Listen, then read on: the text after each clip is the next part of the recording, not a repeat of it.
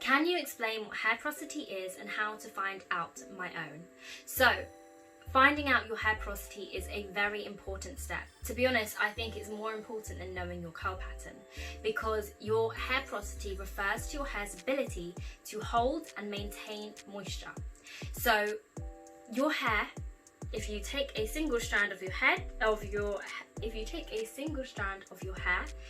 like so, and looked at it underneath a microscope, you would be able to see that your hair shaft has loads of hair cuticles. So these kind of look like scales on your hair, all pointing downwards. So if those scales, the hair cuticles, are raised, that means that you have a high hair porosity. And what this means is that water can enter your hair very easily, but it can also leave very easily. So this hair is prone to dryness. It's the type of hair that gets wet very easily, is very susceptible to humidity as well. If you have low porosity hair, then it's the complete opposite. So those cuticles lay very flat. So that means it's harder for moisture to get inside of your hair. A lot of the time moisture will just sit on top of your hair. So I have low porosity hair, and if you saw me spray my hair with water, you would see that water literally like beads up on my hair. So you'll see the little water droplets, and they will just drip right off of my hair. They don't penetrate my hair the same way that it would with someone with high porosity.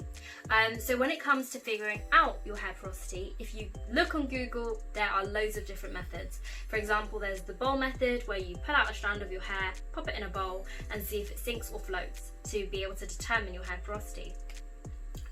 But I don't think that that is the best way. It might work for some people, but for me it didn't really work. I couldn't really tell. Every time I put my hair in, it would do something different, and that's a lot of the time because you have products on your hair. Those can affect the moisture that your hair is able to absorb, because if your hair is covered in oil, it's definitely going to float. So for me, I think it's best if you actually look at what your hair does on a regular basis. So if you were to take a spray bottle on your like dry hair without any product in, spray your hair and actually see what does your hair do. So for me, the water will bead up and just drop off. So that's how you know you have low porosity hair. If your hair is soaked completely straight away, then you know that you have high porosity hair. And if your hair starts to become a little bit damp, then you probably have normal porosity hair. So with normal porosity hair, it's a lot easier to manage and maintain, and you can do loads of different things with it. So it's able to maintain moisture normally, it won't dry out as fast, it's just normal type of hair. Low porosity hair is where it's difficult to maintain moisture and difficult to penetrate moisture, so difficult to get moisture, but it holds on to it very well.